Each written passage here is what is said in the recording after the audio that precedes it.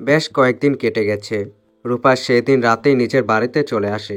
তারপর কেটে গেছে 15 দিন। রূপা নিজের বাসায় এসে সোহাসহ সবার সাথে যোগাযোগ বন্ধ করে দিয়েছে। কাল ওর একটা ইন্টারভিউ আছে। এখনই খুব নার্ভাস লাগছে। অতীতের সব কিছু সে ভুলে যেতে চায়। অতীতের জন্য বর্তমান নষ্ট করতে চায় না। অনেক হয়েছে। এখন নিজের স্বপ্ন পূরণের লড়াইয়ে নেমে পড়বে সে।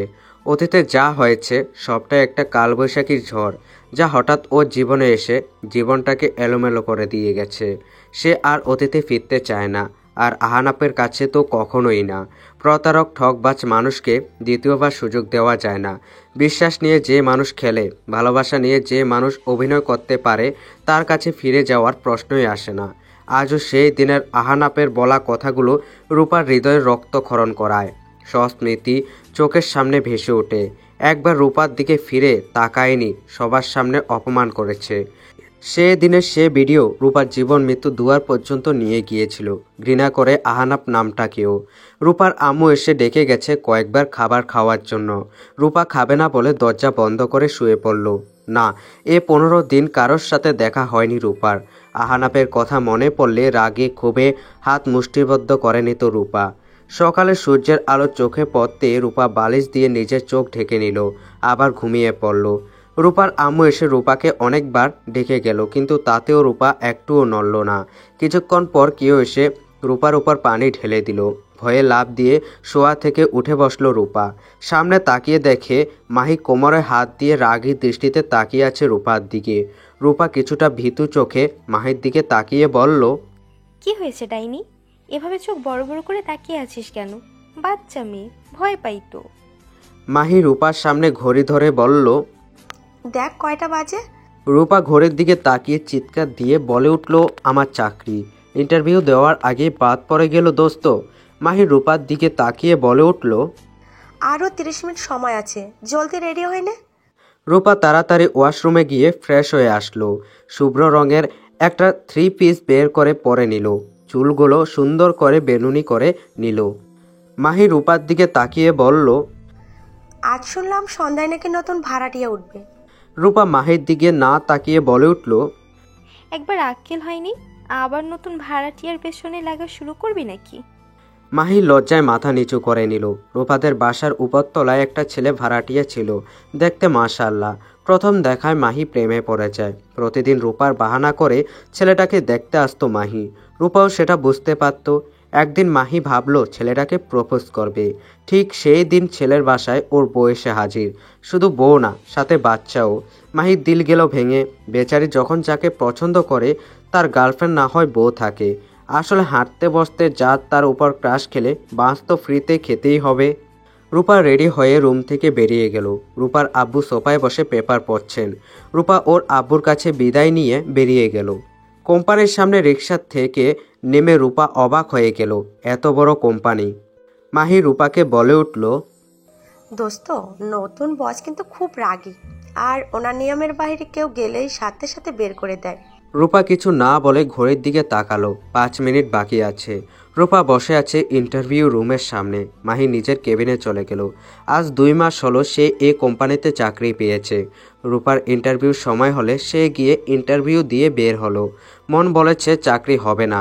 ইন্টারভিউ ভালো হয়নি। মন খারাপ করে বসে আছে। 10 মিনিট পর একজন মেয়ে এসে বলল, এখানে রূপা কি? রূপা দাঁড়িয়ে বলল, আমি। আপনার চাকরি হয়ে গেছে, আপনি বড় স্যারের সাথে দেখা করে আসুন। রূপা থ মেরে দাঁড়িয়ে আছে। ইন্টারভিউ একদম ভালো হয়নি। চাকরি কিভাবে হলো? হয়তো আমার থেকে ভালো কেউ ইন্টারভিউ দিতে পারেনি, তাই হয়েছে।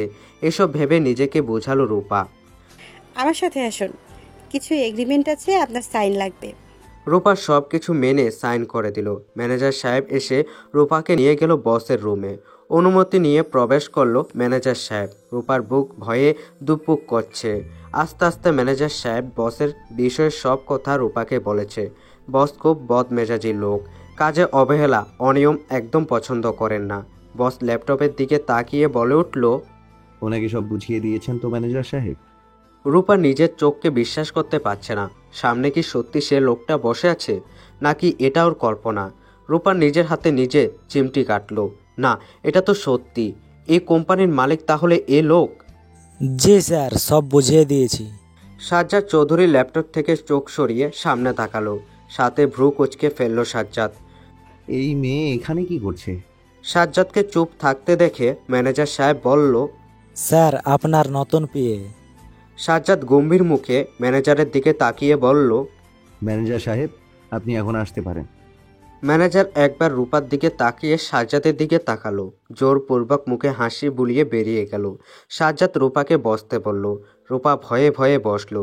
সে তো জানতো না এটা সাজ্জাদ চৌধুরীর কোম্পানি, জানলে কখনো পা রাখতো না এই কোম্পানিতে। সাজ্জাদ নীরবতা ভেঙে বলল। চা নাকি কফি? রূপা মাথা নেড়ে বোঝালো সে কিছু চায় না। আপনি কি মুখে কথা বলতে পারেন না? রূপা কিছু বলল না।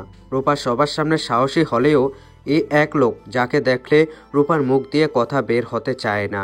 রূপা মাথা নিচু করে বলল, আমার কিছু লাগবে না, আমি এখন আসি। অনেকদিন পর দেখা হলো, কেমন আছেন? জি আলহামদুলিল্লাহ, ভালো। আপনি? আলহামদুলিল্লাহ। রূপা বসা থেকে দাঁড়িয়ে বলে উঠল। আমি চাকরি করব না। সাজ্জাদ শান্ত দৃষ্টিতে রূপার দিকে তাকিয়ে বলল। কেন জানতে পারি? রূপা চুপ করে আছে। আসলে তো কোনো কারণ নেই, কি বলবে সে। রূপা চায় না কখনো এ চৌধুরী বাড়ির কারোর সাথে ওর দেখা হোক, কিন্তু এটা কিভাবে বলবে সাজ্জাদকে। রূপাকে চুপ থাকতে দেখে সাজ্জাদ বলে উঠল। আপনি হয়তো সাইন করার সময় এগ্রিমেন্ট পেপারগুলো ভালো করে লক্ষ্য করেননি। সাজ্জাদ কাউকে কল দিয়ে বলল এগ্রিমেন্ট পেপারগুলো নিয়ে ওর কেবিনে আসতে। সাথে সাথে একটা ছেলে এসে পেপারগুলো দিয়ে গেল। সাজ্জাদ রূপার সামনে পেপারগুলো রেখে বলল। আরেকবার দেখিনি। রূপা পেপারগুলো হাতে নিয়ে উল্টে দেখলো। সাথে সাথে ও স্তব্ধ হয়ে গেল। অবাক চোখে সাজ্জাদের দিকে তাকিয়ে বলল। 6 মাস আগে নিজ ইচ্ছে চাকরি ছাড়া যাবে না? জি। রূপা আবার বলে উঠল। কিন্তু কোম্পানি চাইলে চাকরি থেকে বের করে দিতে পারবে, আপনি চাইলে বের করে দিতে পারবেন। সাজ্জাদ রূপার দিকে তাকিয়ে বলে উঠল। মিস রূপা, আপনি হয়তো ভুলে যাচ্ছেন এটা অফিস। আমাদের বাহিরের জগতে যেই সম্পর্ক আছে তা অফিসের বাহিরে। অফিসের জগতে আমরা একদম অপরিচিত। আপনি আপনার যোগ্যতায় চাকরি পেয়েছেন, এখন চাইলেও করতে হবে, না চাইলেও। এগ্রিমেন্ট পেপারে সাইন করার আগে একবার ভেবে নেওয়া দরকার ছিল। রূপা মনে মনে বলে উঠল। এই জন্যই মুরব্বীরা বলে, ভাবিয়া করিও কাজ, করিয়া ভাবিও না। কাল থেকে আপনার জয়েন, সময় মতো চলে আসবেন। আমার লেট একদম পছন্দ না। রূপা কিছু একটা ভেবে মুচকি হেসে বলল। অবশ্যই, এখন আসি। বলেই বেরিয়ে গেল। রূপা যাওয়ার দিকে তাকিয়ে সাজ্জাদ ল্যাপটপ অন করলো।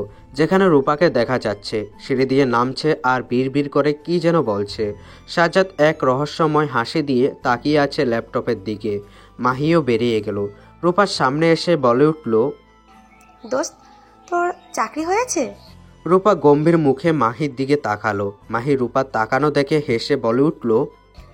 একটা চাকরি হয়নি তো কি হয়েছে দোস্ত, কাল আমি আরেকটা চাকরি খুঁজে দেব, তাও এই কোম্পানি থেকে ভালো কোম্পানিতে। রূপা মাহির দিকে তাকিয়ে রেগে বলে উঠল। আমার চাকরি হয়ে গেছে, কিন্তু আমি এই চাকরি করব না। মাহি ইয়া বড় হা করে মুখে হাত দিয়ে বলে উঠল। দোস্ত, তোর শরীর ঠিক আছে তো? কেন? আমাকে দেখে কি তোর অসুস্থ মনে হচ্ছে? কিছুটা তো লাগছে।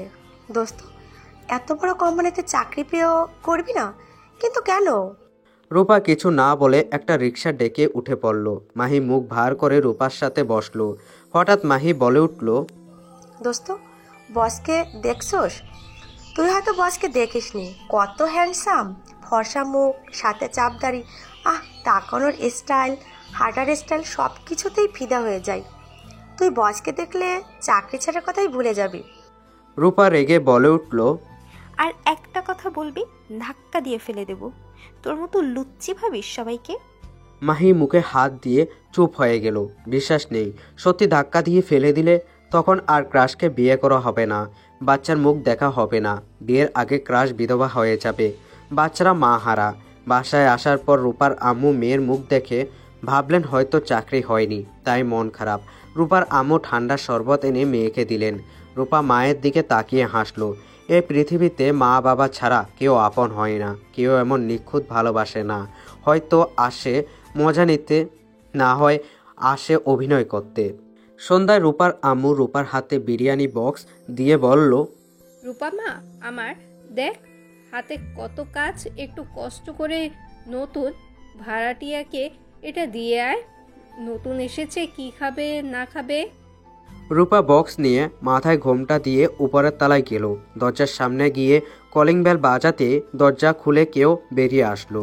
রূপার নিচের দিকে তাকিয়ে হাতের বক্সটা বাড়িয়ে দিয়ে বলল, আম্মু পাঠিয়েছে। ধন্যবাদ। পরিচিত কণ্ঠ শুনে রূপা থমকে গেল। আস্তে আস্তে চোখ তুলে উপরে তাকালো, সাথে সাথে হাত থেকে বক্সটা নিচে পড়ে গেল। অবাক হয়ে বলে উঠল, তুমি? আহানাব একগাল হেসে বলে উঠল, যাক, চিনতে পারলে তাহলে। কিন্তু আমার খাবার? রূপা রাগে গজগজ করতে করতে বলল, ভালো। ভদ্র ভাষায় কথা আপনাদের মতো ছেলেদের জন্য না। অনেক ভালোভাবে বুঝিয়ে বলেছি আমি, কিন্তু নির্লজ্জের মতো আমার বাসায় চলে আসলেন। এমনটা কেন করছেন জানতে পারি? যদি সত্যি বলি তাহলে তোমাকে চাই, যদি মিথ্যা বলি তাও তোমাকে চাই। রূপা রেগে অগ্নি দৃষ্টিতে আহানাবকে বলে উঠল, ভাড়াটিয়া হয়ে এসেছেন, ভাড়াটিয়া হয়ে থাকেন। মালিকের সাথে কথা বলার আগে 10 বার ভেবে নেবেন, না হলে ধাক্কা দিয়ে বাড়ি থেকে বের করতে আমি দ্বিতীয়বার ভাববো না। আহানাব আহত দৃষ্টিতে তাকিয়ে বলল, প্লিজ রূপা, আর একটা সুযোগ। রূপা তাচ্ছিলের হাসি দিয়ে বলে উঠল, আজ আপনার মৌমিতা মুখ কোথায়? যে ঠকায় সেও ঠকে। আজ আবার প্রমাণ হয়ে গেল। যা যা নিয়ে এসেছেন সব গুছিয়ে নিন। কাল সকালে এই বাসা খালি চাই আমি। আহানাব শক্ত কণ্ঠে বলে উঠল, আমি 6 মাসের ভাড়া দিয়ে উঠেছি, 6 মাস আগে যাচ্ছি না। রূপা আহানাবের দিকে তাকিয়ে বলল, আপনার টাকা 5 মিনিটের মধ্যে পেয়ে যাবেন, আর কাল সকালেই বাড়ি ছেড়ে যাবেন। রূপা পিছন ফিরতে আহানাব রূপার হাত ধরে নিল। সাথে সাথে রূপা আহানাবের গালে থাপ্পড় বসিয়ে দিল। আহানাব অবিশ্বাস্য চোখে রূপার দিকে তাকালো। রূপা আঙ্গুল তুলে আহানাবের দিকে তাকিয়ে বলে উঠল, দ্বিতীয়বার আমার হাত ধরার সাহস করলে হাত ভেঙে দেব, কথাটা মাথায় রাখবেন। আহানাব রূপার দিকে তাকিয়ে বলল, মানুষ বদলায় জানতাম, তবে এতটা বদলায় তা জানতাম না। তবে হাত ভেঙে দাও বা যাই করো, তাও তো তোমার স্পর্শ পাবো। রূপা হেসে আহানাবের সামনে এসে বলে উঠল, মানুষ ভালোবাসে জানতাম, তবে ভালোবাসার সুযোগ নিয়ে এতটা নিকৃষ্ট গেম খেলে জানতাম না। 4টা বছর কম নয়। কাল যেন আপনার মুখ আমি দ্বিতীয়বার না দেখি। খারাপ ব্যবহার করতে বাধ্য করবেন না। আহানাব নিজের জিনিসপত্র নিয়ে গেটের বাইরে দাঁড়িয়ে আছে। বুকে 2 হাত গুজে আরামসে দাঁড়িয়ে আহানাবের দিকে তাকিয়ে আছে রূপা। ওর পিছনে ওর আব্বু আম্মু। আহানাব রূপার আম্মুর দিকে তাকিয়ে বলল, আন্টি প্লিজ, আপনার এই ডাইনি মেয়েকে একটু বোঝান না। এত সকালে আমি এগুলো নিয়ে কোথায় যাব? রূপার আম্মু কিছু বলার আগেই রূপা বলে উঠল, যেখান থেকে এসেছেন সেখানে যাবেন। ভুলেও যেন আপনাকে এই বাড়ির আশেপাশে না দেখি। রূপার আম্মু রেগে গেলেন মেয়ের উপর। রূপা, এবার কিন্তু বাড়াবাড়ি হচ্ছে। তুমি ভুলে যাচ্ছ আহনাব সোহার দেবর হয়। রূপা তাচ্ছিল্যের সুরে বলে উঠল, তো আমি কি করব আম্মু? সোহার দেবর হয়, আমার না। আহানাব বিড়বিড় করে বলে উঠল, আমি তোমার দেবর কেন হতে যাব? হলে জামাই হব। রূপার আম্মু মেয়ের দিকে রাগী দৃষ্টিতে তাকিয়ে বলল, রাস্তা ছেড়ে আহনাবকে ভিতরে আসতে দাও। 3 দিন তুমি ধৈর্যর সীমা অতিক্রম করে যাচ্ছ। কিছু বলি না বলে ভেবো না সব সময় তোমার এই বেয়াদব এর মতন ব্যবহার মেনে নিব। রূপা ওর আম্মুর দিকে ফিরে বলল, তোমার কাছে মেয়ের থেকেই ছেলে বড় হয়ে গেছে। এই ছেলে এই বাড়িতে থাকলে আমি এই বাড়িতে থাকবো না। রূপার আম্মু কিছু বলতে গেলেই রূপার আব্বু হাত ধরে থামিয়ে দেয়। কিছু তো হয়েছে, না হলে রূপা এতটাও বদমেজাজি মেয়ে নয় যে একজন অতিথির সাথে এতটা বাজে ব্যবহার করবে। কতগুলো বছর মেয়েটা ওনাদের ছেড়ে দূরে থেকেছে, এখন কাছে পেয়েও আর হারাতে চায় না। রূপার আব্বু আহানাপের সামনে গিয়ে বলে উঠল, আহনাফ, 4 বছর আমার মেয়েটা আমাদের ছেড়ে দূরে থেকেছে। এখন যদি আবার চলে যায়, আমাদের শুধু একটাই মেয়ে। এখন তুমি বলো, আমরা কি করতে পারি? আহানাপ রূপার বাবার দিকে তাকিয়ে বলল, একটা বাসা খুঁজতে সাহায্য করুন না আঙ্কেল, আপনাদের বাসার পাশেই যেন হয়। রূপার আব্বু শুষ্ক দৃষ্টিতে আহানাপের দিকে তাকালো। আহানাপ হাসার চেষ্টা করে বলে উঠল, না মানে আঙ্কেল, এই শহরে কাউকে চিনি না তো তাই।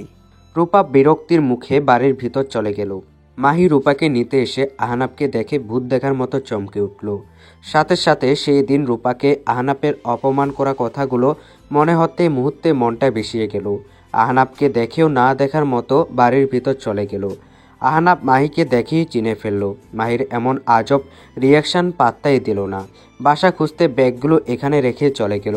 বাসা পেলে ব্যাগগুলো এসে নিয়ে যাবে, তবে বাসা নিলে এই বাড়ির আশেপাশে বাসা নেবে। রূপা রুমে গিয়ে রেডি হয়ে নিল অফিসে যাওয়ার জন্য। রূপার আম্মু রেগে রান্নাঘরে গেলেন। মেয়ের এমন ব্যবহারে উনি বিরক্ত হয়ে উঠেছেন। মেয়েটা তো এমন রুক্ষ ছিল না। কি হয়েছে 4 বছর আগে যা আমার মেয়েটাকে বদলে দিল? একটা শান্তশিষ্ট মেয়েকে এমন বানিয়ে দিল। মাহি রূপার কাছে গিয়ে রাগে গজগজ করতে করতে বলল, এই শয়তান বেয়াদব ছেলে এখানে কি করছে? ভণ্ড প্রতারক একটা। রূপা বুঝেও না বুঝার চেষ্টা করে বলল। কোন ছেলে? মাহি রাগী দৃষ্টিতে তাকিয়ে বলে উঠল, দেখ রূপা, একদম না জানার ভান করবি না। তোর নতুন ভাড়াটিয়ার কথা বলছিস? নতুন ভাড়াটিয়া? মাহি থ মেরে কিছু সময় বসে রইল। এত বড় সারপ্রাইজ! কই ভাবলাম সিঙ্গেল কোনো পোলা ভাড়াটিয়া হয়ে আসবে আর আমি মিঙ্গেল হব।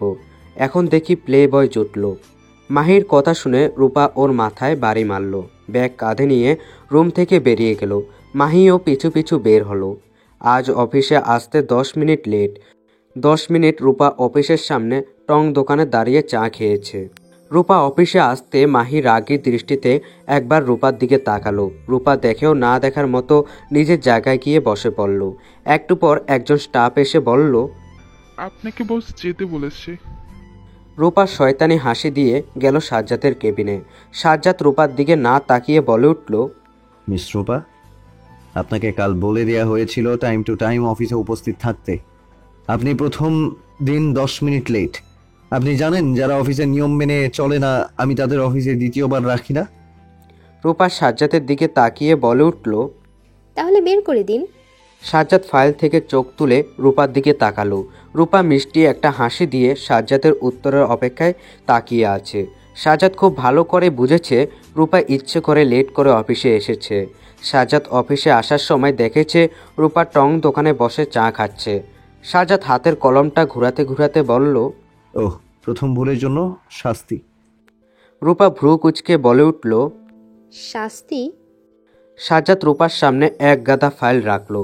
রূপা থ মেরে তাকিয়ে আছে। আসলে সাজ্জাদ কি করতে চাচ্ছে? সাজ্জাদ রূপাকে ইশারা করে বলল, এই সবগুলো ফাইল শেষ করবেন ব্রেক টাইমের আগে। রূপা হা করে তাকিয়ে আছে ফাইলগুলোর দিকে। এক এক করে ফাইলগুলো গুনতে শুরু করলো। 1 2 3 10টা ফাইল। রূপা রাগে ফাইলগুলো হাতে নিয়ে বেরিয়ে গেল। রূপাকে রেগে এভাবে বেরিয়ে যেতে দেখে সাজ্জাদ হেসে উঠল। রূপা নিজের ডেস্কে এসে বিড়বিড় করে সাজ্জাদের 14 গোষ্ঠী উদ্ধার করেছে বকে। এই দুই ভাই ওর জীবনে আসি জাহান্নাম বানিয়ে দিতে। এতগুলো ফাইল কখন কিভাবে শেষ করবে? সাজ্জাদের কেবিন থেকে রূপাকে দেখা যায়, কিন্তু কাঁচের জন্য রূপা সাজ্জাদকে দেখতে পারে না। দেখতে দেখতে লাঞ্চ টাইম চলে আসে।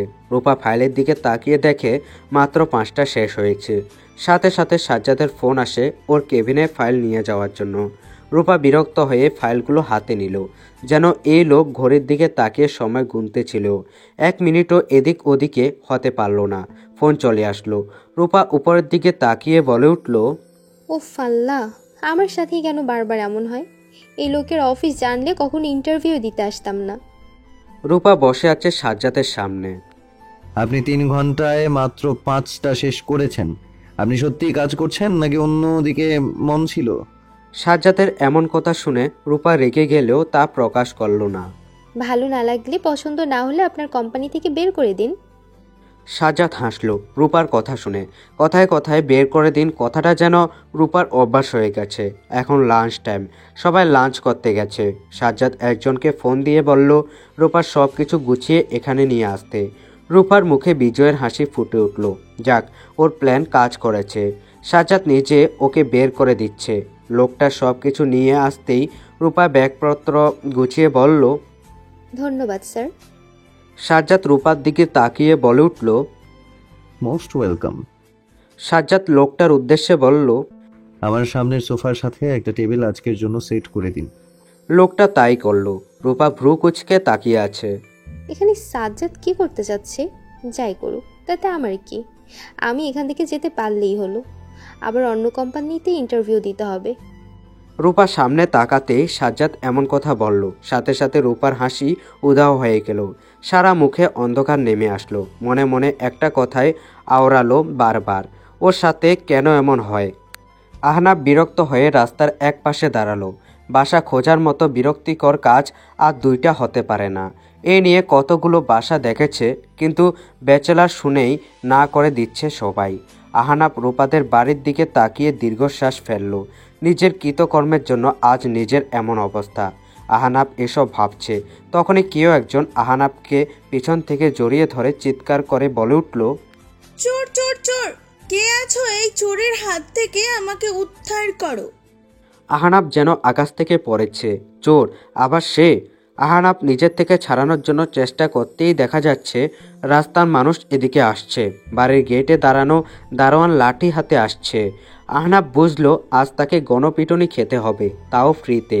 আহনাব করুণ কণ্ঠে বলে উঠল, আমি আপনার কি চুরি করেছি? বেশি কথা না বলে চুপচাপ দাঁড়িয়ে থাকুন। আমি যা বলছি শুধু মাথা নেড়ে হ্যাঁ না বোঝাবেন, তাহলে গণধোলাই খাওয়া থেকে বেঁচে যাবেন। কে আপনি?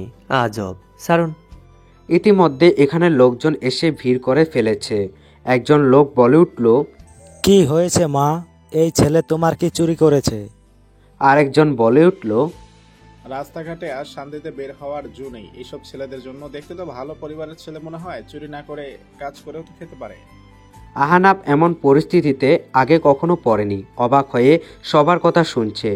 আরেকজন বলল, দাঁড়িয়ে আছেন কেন? এমন ছেলেদের কঠিন থেকে কঠিন শাস্তি দেওয়া উচিত। মেয়েটা আহনাবের কানে ফিসফিস করে বলল, আমি তোমাকে এমন পরিস্থিতি থেকে বাঁচাতে পারি যদি আমার একটা শর্তে রাজি হও। আহনাব আগে পিছে কিছু না ভেবে বলে উঠল, আমি আপনার সব শর্তে রাজি, আগে এই মানুষগুলোর মুখ বন্ধ করুন। একজন লোক আহনাবের কলার ধরতে এলে মেয়েটা লোকটার হাত ধরে বলে উঠল, ধন্যবাদ আঙ্কেল, আমাদের এখানে শুটিং হচ্ছিল আর এই ছেলে আমার বয়ফ্রেন্ড। আহনাব চোখ বড় বড় করে আশেপাশে তাকালো, রূপার বাড়ির কেউ আছে কিনা। না, কাউকে দেখতে না পেয়ে শান্তির নিঃশ্বাস ফেলল। লোকগুলো মেয়েটাকে অনেকগুলো কথা শুনিয়ে গেল, তাতে মেয়েটার কিছু আসে যায় না।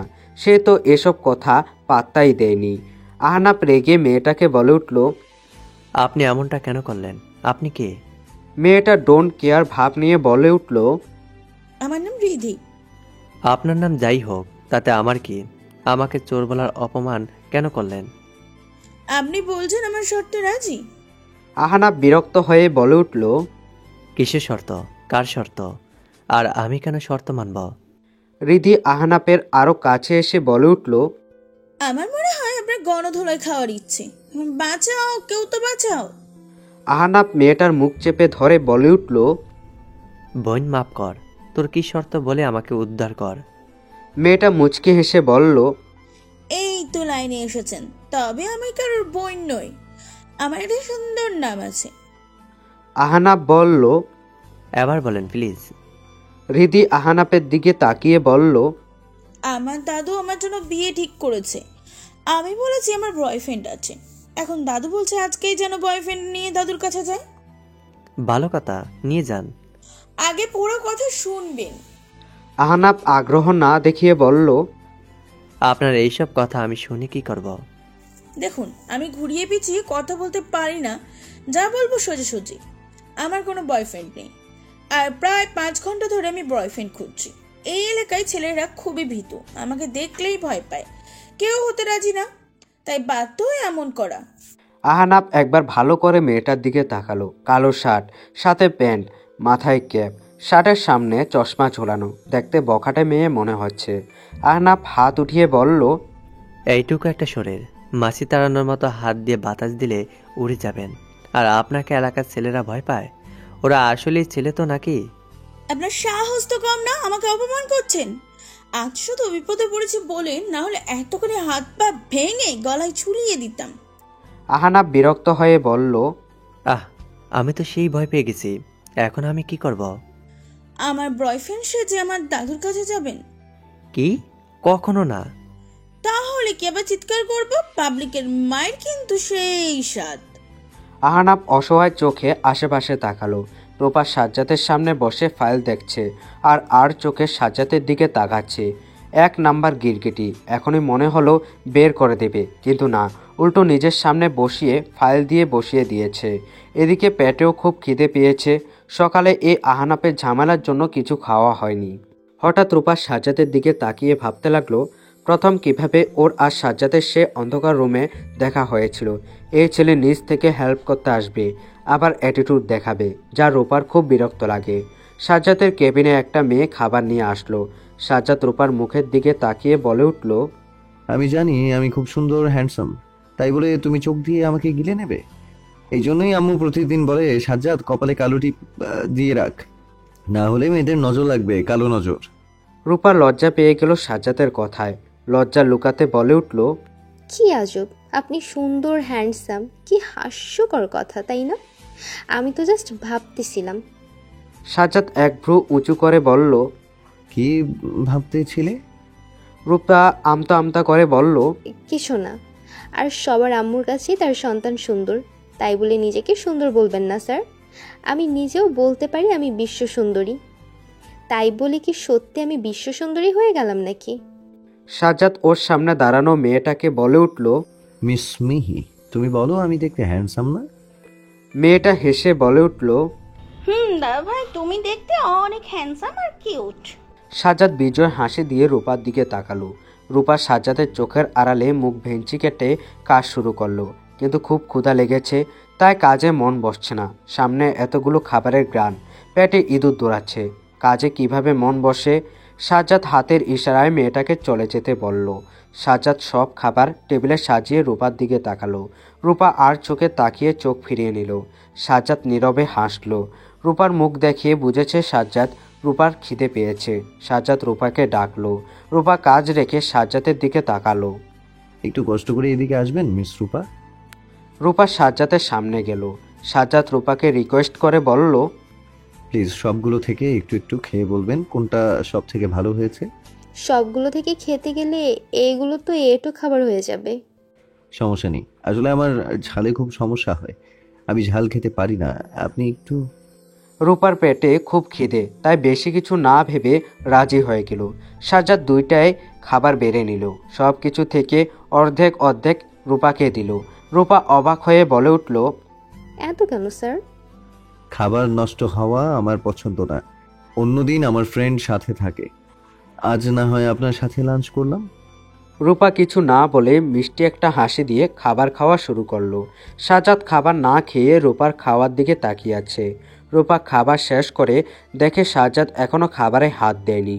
রূপা নিজের প্লেটের দিকে তাকিয়ে লজ্জা পেয়ে গেল। ইস, কেমন নির্লিপ্তভাবে সবগুলো খাবার খেয়ে নিল, আর বস এখনো খাবারে হাতও দেয়নি। স্যার, আপনি খাবেন না? তুমি তো এখনো বলনি কোনটা কেমন, আর কোনটা ঝাল কোনটা ঝাল না। রূপা নিজের জিহ্বায় কামড় কাটলো। সাজ্জাদের দিকে তাকিয়ে বলে উঠল, স্যার, সবগুলোই ভালো হয়েছে, ঝাল তো একদম নেই। সাজ্জাদ এমন ভাব করলো যেন সে এই উত্তর শোনার জন্য অপেক্ষায় ছিল, কিন্তু সে তো আগে থেকে জানতো কোন খাবারটা কেমন আর ঝাল কেমন। আহানাব দাঁড়িয়ে আছে একটা বাড়ির সামনে, সাথে রিধি। আহানাব মনে মনে বলে উঠল, শালা, আমার জীবনটাই গেল ভালোবাসা অভিনয় করতে করতে।